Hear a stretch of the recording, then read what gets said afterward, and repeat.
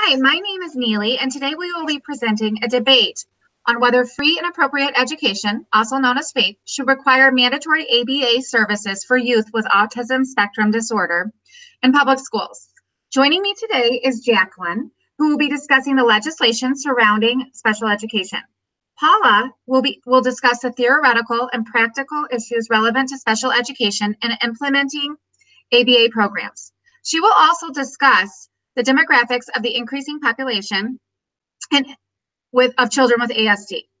Next, Megan will discuss the ethical dilemmas facing special education.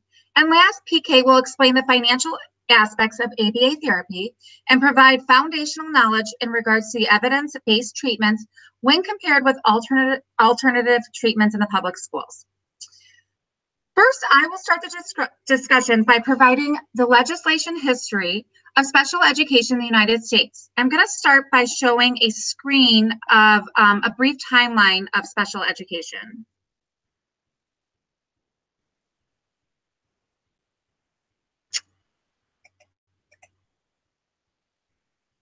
Sorry, guys.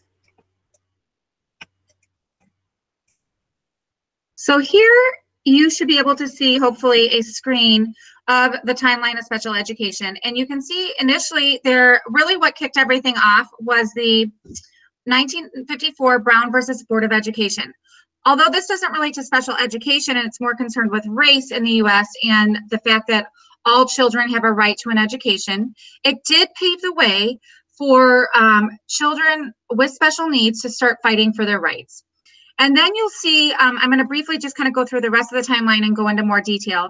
In the 1970s, things really got started with Park and Mills, followed by some legislative acts. And then in the 80s, we saw the Board of Education versus Raleigh and a few other court cases and amendments to IDEA. And at the very end, most recently, I'll discuss the Andrew versus Douglas County case that just happened last year.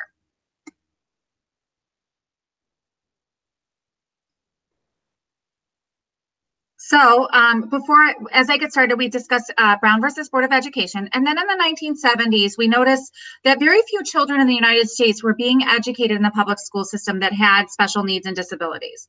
And there were two major cases. One was known as Park, and the other one was known as Mills. And they really opened the door for special education.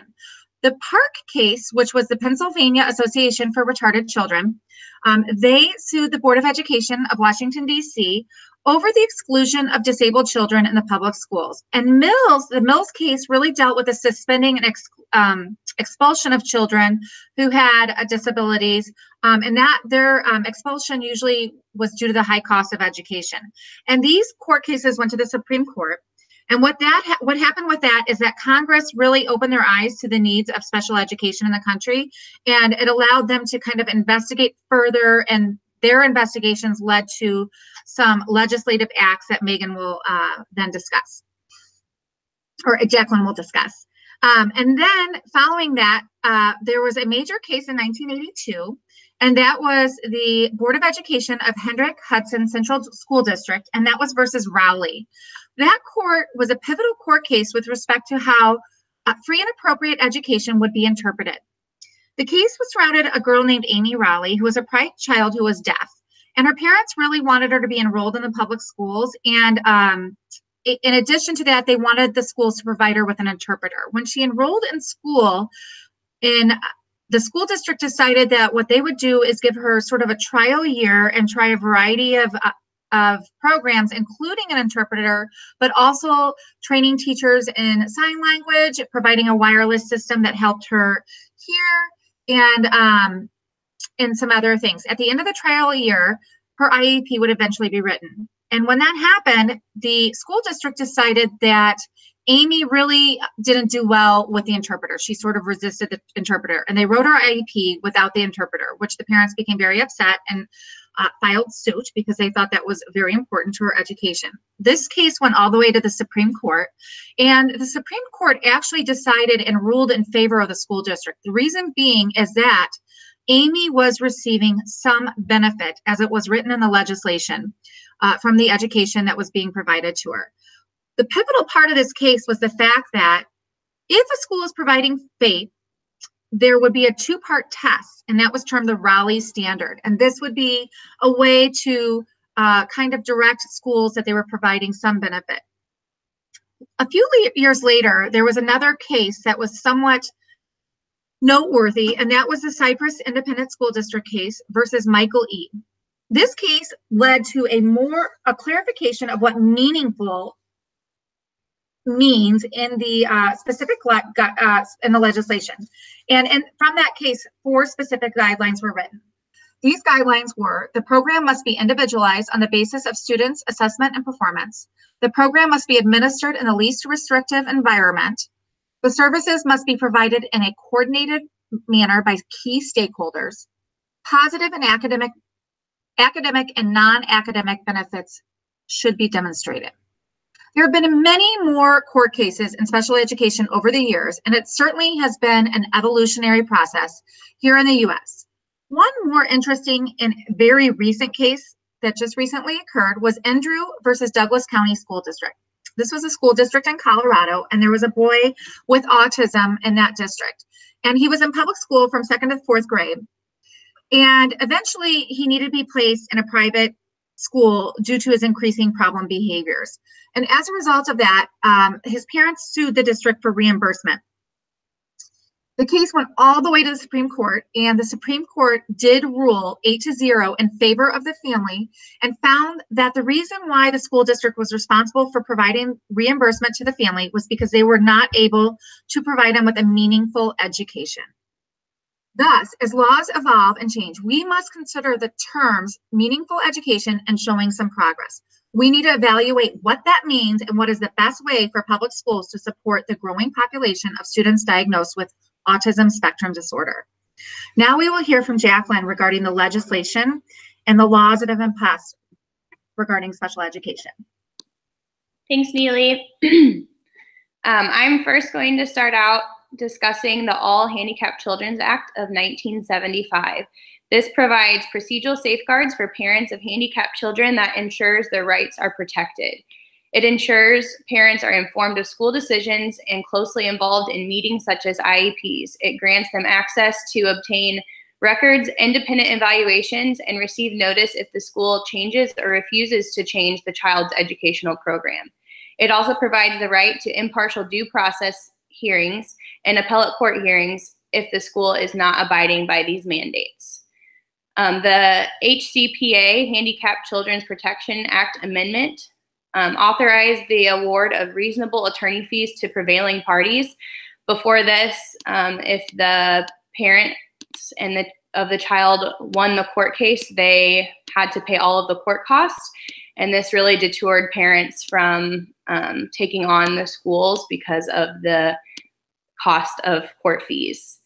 The Free and Appropriate Education Section 504 regulation requires a school district to provide a free, appropriate public education to each qualified person with a disability who is in the school district's jurisdiction, regardless of the nature or severity of the person's disability.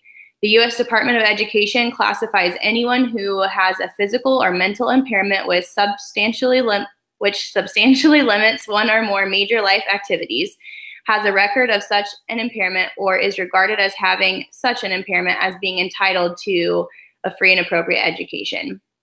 The U.S. Department of Education states that an appropriate education will include education services designed to meet the individual's education needs of students with disabilities as adequately as the needs of non-disabled students, the education of each student with a disability with non-disabled students to the maximum extent appropriate to the needs of the student with a disability, evaluation and placement procedures established to guard against misclassification or inappropriate placement of students, and a periodic reevaluation of students who have been provided special education or related services in compliance with these procedures.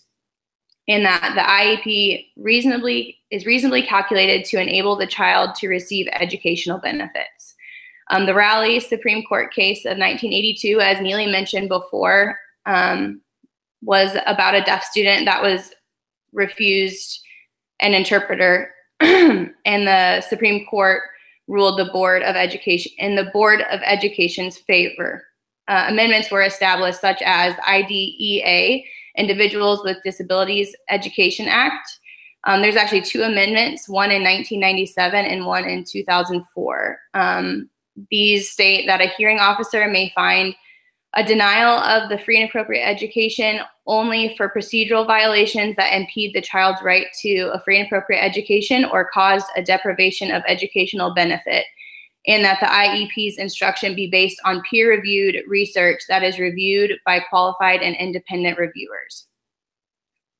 Disabilities specified in the IDEA are mental retardation, hearing impairments, including deafness, speech or language impairments, visual impairments, including blindness, emotional disturbance, orthopedic impairments, autism, traumatic brain injury, or other health impairments, specific learning disabilities, deaf, blindness, and multiple disabilities. The term developmental delay for children aged 3 through 9 who are experiencing a developmental delay as defined by the state and need special education and related services. And now we will hear from Paula, who will be discussing the theoretical and practical issues relevant to special education and implementing ABA programs. And she will also be discussing demographics of increasing population of children and youth with autism. Hi, I'm going to begin by discussing the demographics of the increase of the population with autism. I'm going to pull up a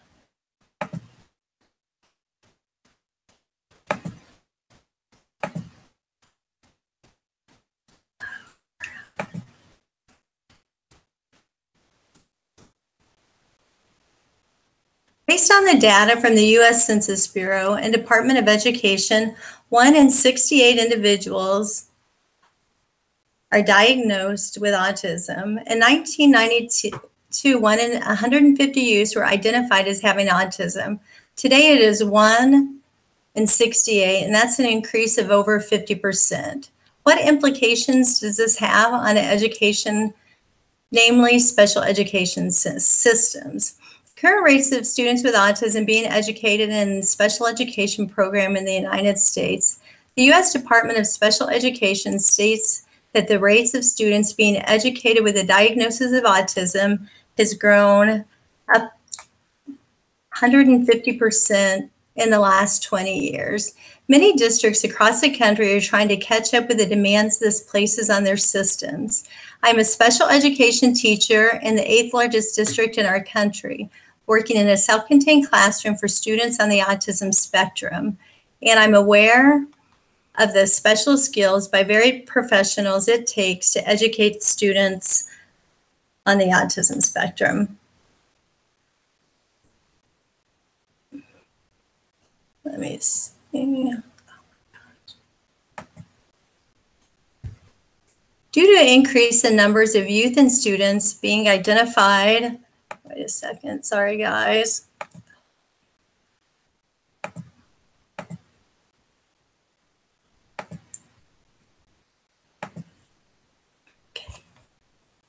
Due to increase in numbers of youth and students being identified as being on the autism spectrum, there continues to be raised awareness and the best practices, more acceptance from peers, and more diligence in providing the best academic opportunities for them. The con of these numbers, with the current rate of growth, it's almost impossible to meet the ever-changing needs and keep up with the latest research. As seen in the chart by the Department of U.S. Education, more than half of the students identified with autism have a typical IQ or higher. So now I'm going to discuss the theoretical and practical issues relevant to special education and implementing ASD programs. Applied behavior analysis is a method of teaching. At the very heart of it is results-oriented. Many classrooms implement strategies based on the behavior analytic principles without realizing it.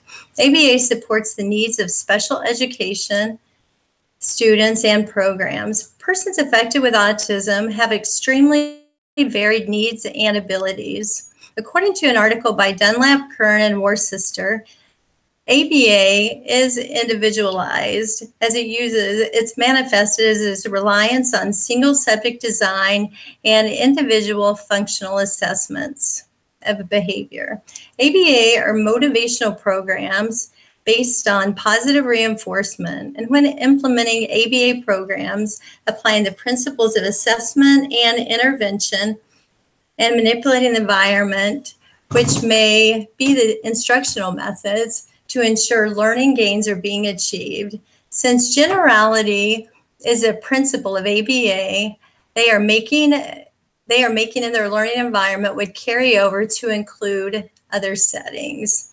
The con of this approach would be that it would be the limitations of serving students in a special education program with ABA is the instructional method is the inconsistency in implementing it with fidelity. ABA is based on controlling and manipulating the environment to change behavior to make learning gains. In an environment such as a public school setting where there's absences, tantrums, changes in schedules, assemblies, and the list goes on, it's almost impossible to implement a behavior plan with fidelity. I currently have students on behavior plans for maladaptive behavior. It is very difficult to get all of the people involved with a student on the same page.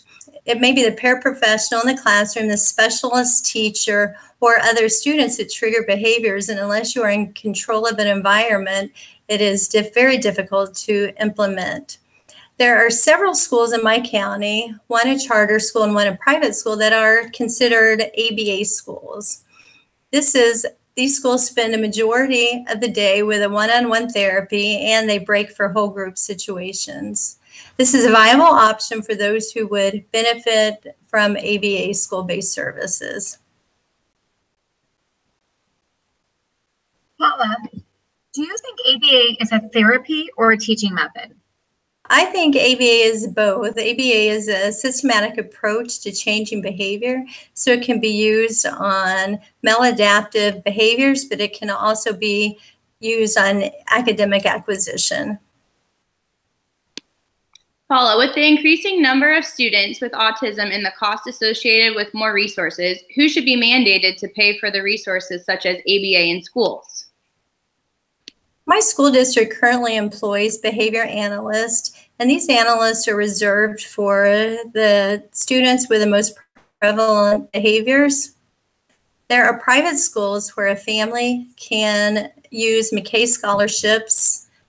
My best case scenario would be a combination of parent and district funding. If a student is approved for ABA therapy, then they would donate, say if they have 20 hours of therapy, they could donate a portion of that to the school, and that way it wouldn't be a financial burden on either the families or the schools.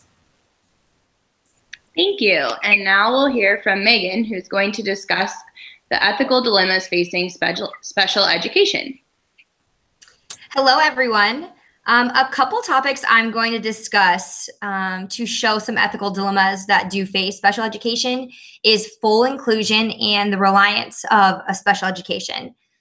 So a definition for full inclusion for everyone who does not know is that the idea that all children, regardless of their learning abilities, are immersed in a normal classroom. So a few pros and cons to this that do face that dilemma of special education. A con is that full inclusion wouldn't be as individualized for each student with ASD that have specific needs and other preferences on learning and other severe behaviors.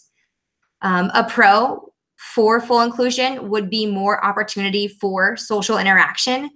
Being in a full inclusion classroom, they would be with other students for the entire school day, which a lot of children with ASD do struggle with.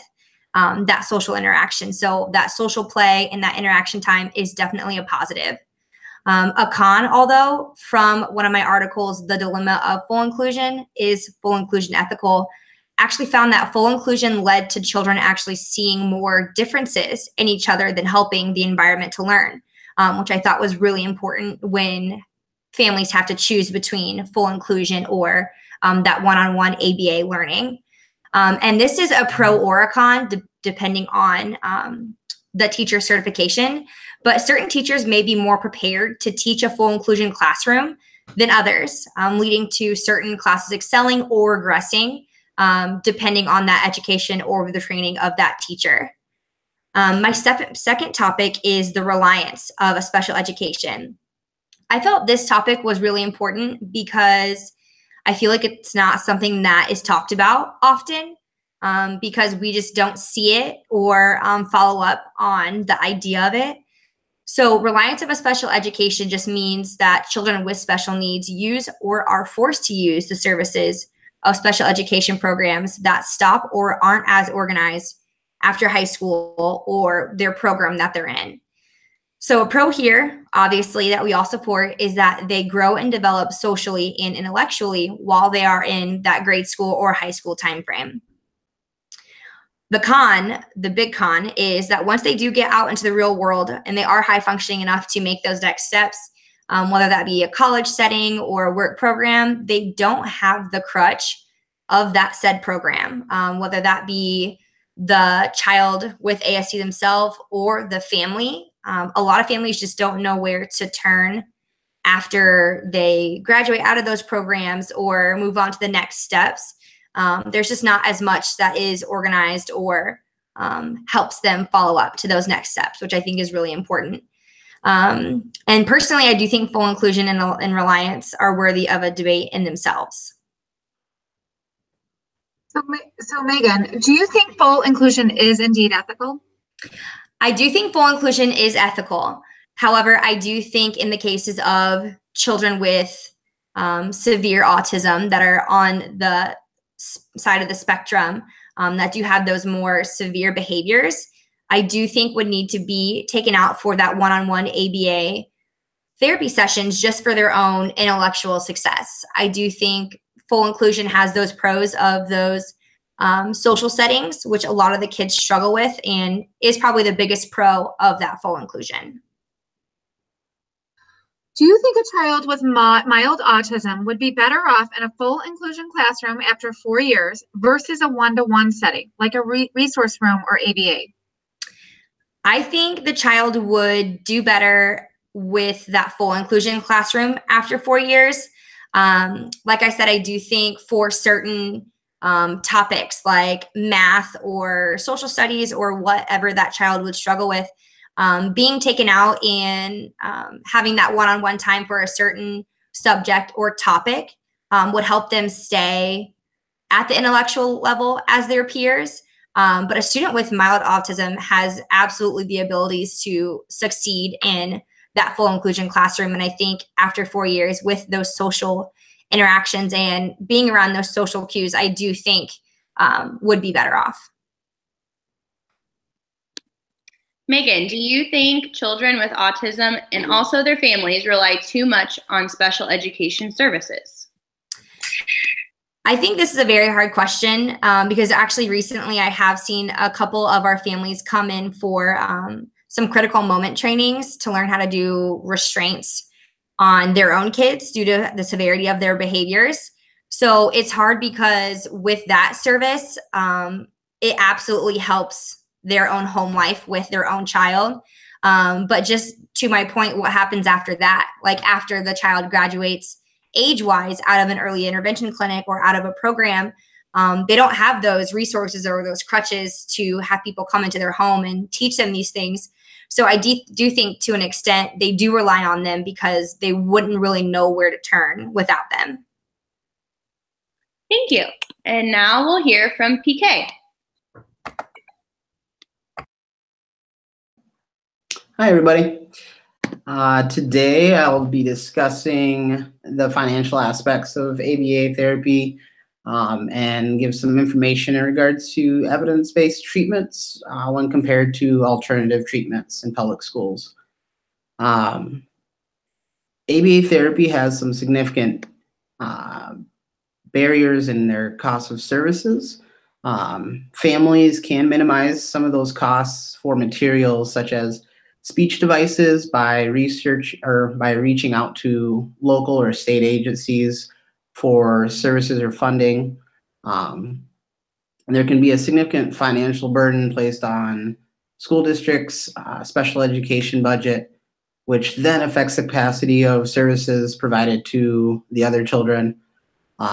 There are instances where the financial strain of providing ABA services causes special education budgets to go over, and the school must scramble in those moments to find funding, either through capital funding or requesting more special education money from their respective states.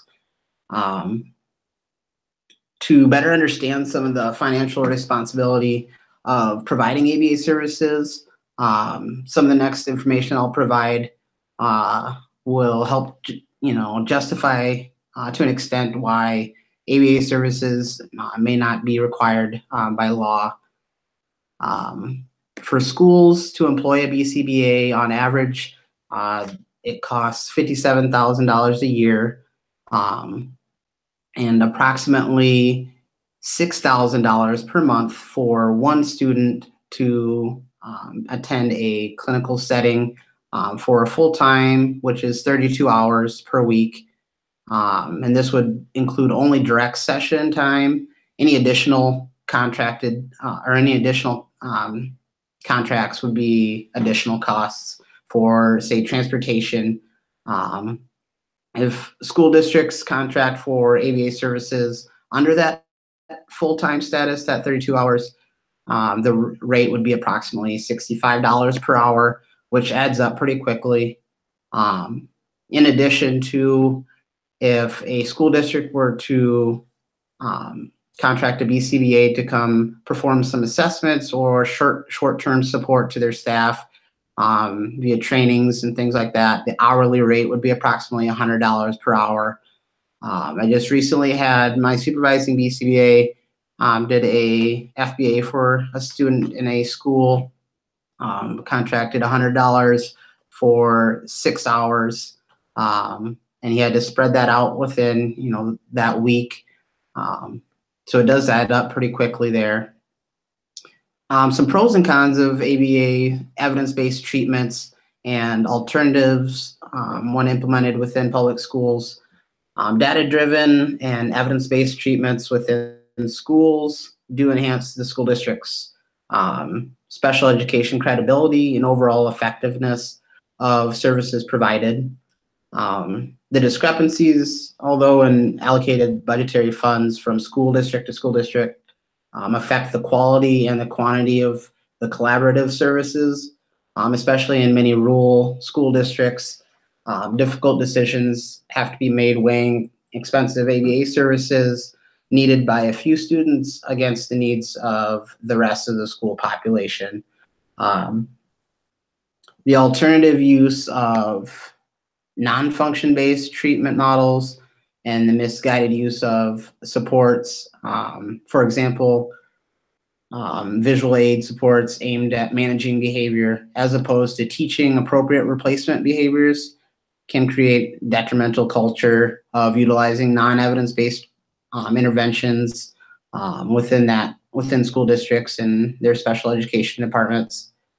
The application of other professional-based interventions from OTs, PTs, speech and language pathologists, although they are scientifically based for behaviors requiring function-based treatment intervention, they do not support the ABA model and principles at the foundation of ABA evidence-based treatments. And individual cases present themselves uniquely, as we all know, and thus should have a collaborative approach where treatment is concerned. BCBAs, as part of an interdisciplinary team, whether contracted or a part of the school staff, are tasked with finding a way to objectively test the effectiveness of non-evidence-based treatments. Sensory, for example, as a treatment, a BCBA could perform an assessment on specific sensory items and their effects on lowering the EO for a particular behavior, similar to antecedent exercise. Then those assessment results could be presented in an objective manner to that interdisciplinary team, and decisions could be made based off that. Without an ABA evidence-based practitioner on an interdisciplinary team, teams are likely to make subjective-based treatment decisions as opposed to finding an objective way to measure the effects of some proposed non-evidence-based treatments. And that concludes my section there. Okay. Mm-hmm. The idea states that IEP's instruction be based on peer-reviewed research that is reviewed by qualified and independent reviewers. Are there other forms of therapy besides ABA that fit this criteria? Are they as effective or more effective? As I, kind of stated earlier, the application of other professional-based interventions by, say, speech-language pathologists, they are scientifically based, but they don't approach treatment through that function-based perspective. And the example I like to use is the PECS, Picture Exchange Communication System, which is just taught without addressing the function.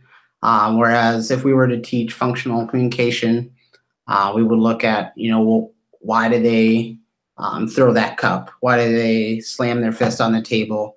And figure out, is it access to more juice or more cookies, and teach an appropriate way to communicate that, where the picture exchange communication system just has multiple different phases working on that exchange and things like that. So no, I don't believe that they're as effective as ABA evidence-based treatments are. Thank you. Before we conclude, we would like to address two questions provided by our professor. The first question is, how would you this is going to be addressed to Megan. The first question is, how would you counsel a parent who wanted to put their child in a full inclusion environment with severe challenging behavior? How would you handle this scenario using the relevant ethics codes? Thank you, Neely. I would actually counsel the parents by giving the advice that due to the severe behaviors, the child needs to be taken out of a full inclusion classroom for one-on-one ABA therapy sessions. This is because, as I discussed in my full inclusion topic, full inclusion classrooms do have those perks like social play and interactions, but does lack the ability to excel in their own personal learning. I would actually suggest that the client would spend half the day in the full inclusion classroom and then half the day in a one-on-one ABA therapy session, and then phasing them into more time in the classroom as they master out more targeted behaviors in that one-on-one ABA session. I would tell the parents that also the child's behaviors might be distracting to other students in that full inclusion classroom and absolutely needs to be considered. Just so they have an idea of why we are doing that half and half time. The parents would need to be aware that being in the classroom full-time would be a long-term goal that we are shooting for, and to be patient as we implement behavior plans to target those severe behaviors first and foremost. And for the ethical codes that are relevant here is Compliance Code 2.09, Treatment and Intervention Efficacy. Here, obviously, implementing and making sure that the client has the right to effective treatment. With those severe behaviors, that is why that one-on-one ABA time would be needed. And then also Compliance Code 4.03, an Individualized Behavior Change Program. Also this being implemented because due to that child's need with those severe behaviors, they do need to be taken out, and just really, really hitting hard implementing those severe behaviors so they can start spending more time in that full inclusion classroom. And so our second question from our professor that we would like to address is going to be discussed by Neely. And it says, why do you think schools are avoiding putting ABA in their general ed and special ed classrooms? If resources and finances were offered to a school, how would you explain to them the need for ABA in their school? Thank you. First, I think it really comes down to resources and economics, why we might see school districts avoiding ABA in their schools. Obviously, every school district has a different amount of financial ability, demand, and other situations that would explain why they may be hesitant to use ABA. You could think of a rural school district who maybe only has a couple of children with ASD, and employing a full BCBA or having it staffed in their schools may not financially make sense. Then you might have school districts that are larger, and certainly employing a BCBA may be something that makes more sense, especially if they have 20, 30 children with autism in their school district. So I think number one, it's financial costs and what the school districts can afford. I think, as PK mentioned, you also have to balance out how much money the district has, and if you have 2 children with autism in the school, is that cost really makes sense for the school district when they're trying to educate all these children. And it may be a poorer rural school district and what their financial abilities are. Additionally, I think that there's also hesitancy to use ABA in the schools because there's sort of a fear that it may not be implemented effectively. You may have a BCBA managing a large district. They have a lot of students with autism, but they're really at the top level, and their services aren't touching every child, and that teachers may not feel trained to accurately implement ABA services, especially if they don't have assistants in their classroom. If they don't have a parapro in the classroom, or if they don't have assistants in the classroom or other resources to help them, it's pretty challenging for a teacher on their own to implement ABA therapy without that support. So I think those are some hindrances to it. And addressing the second question, if resources and finances were offered to a school, how would we explain to them the need for ABA in their school? And I would begin with providing a reliable information about ABA and what it is. I think there needs to be a lot of education. Not all teachers are familiar with ABA. Some of them may already be using it a little bit from, maybe their learning specialists have taught them some behavioral supports that they're using that are ABA rooted. However, I think there's a lack of knowledge about ABA for a lot of teachers. So that's one piece of it. And they need to be educated on how it might be applied in their setting, not only with children with an IEP, but other children as well. And it should be certainly embedded in the school's environment. I think there's a huge opportunity for education for teachers and ABA therapy and different treatments that are out there that are evidence-based, and how we can sort of instruct them and guide them on that. One way to do that would be taking advantage of teacher in-service days and utilizing that time to disseminate basic behavioral skills to teachers and administrators. That would be a great tool for enhancing the knowledge of administrators and teachers on the benefits of ABA. And actually, I can speak personally to that. At our last in-service day, we had a BCBA come, and she spent the whole day with us. It was mostly parapros, and half day it was with the special education teachers. And I can tell you from that day, I personally learned, alongside with the special education teacher that sort of is my manager, some very distinct tools that were evidence-based, such as planned ignoring and not reinforcing maladaptive behaviors, that we were able to take home, and the very next day we were able to implement effectively and made some major progress with a student with Down syndrome. So I think that would be a great way to sort of start the process of educating teachers and staff on ABA and how to implement it. Thus, overall, we just want to conclude about what our thoughts about implementing ABA in the public school system. And overall, we think ABA should be made available to children with autism spectrum disorder in the schools. However, it does not need to be mandatory, as some students do not need it. It also is important to note that there are other students in the schools that may benefit from ABA beyond those with autism. There should be a criteria established to understand who qualifies for ABA therapy in the public schools. That is really important. I mean, it has to be very well defined. Additionally, a cost-benefit analysis should occur at the district level to decide if it is best to employ or consult with an ABA therapist. The BCABA should be required to train others, such as teachers and paraprofessionals, how to implement treatments. There needs to be adequate time provided for this training, and feedback should be included as well to our paraprofessionals so that they know that they're implementing effectively. The consideration of inclusive setting ABA therapy versus confined settings also must be considered and understood, and I think that also has to be established in the criterion for what type of therapy students are receiving. There must be a collaboration with teachers if ABA is provided in inclusive settings so that the student is successful and that the teacher feels qualified and supported in order to help implement those therapies. If ABA is included in special education package, it should be done so thoughtfully and thoroughly. And thus that concludes our debate on whether ABA therapy should be provided in the public school system. As we conclude, we just want to recognize the resources that we were able to utilize in better understanding the history, the legislation, and the facts surrounding ABA therapy. And as we conclude, I will just share our reference page and then we're finished.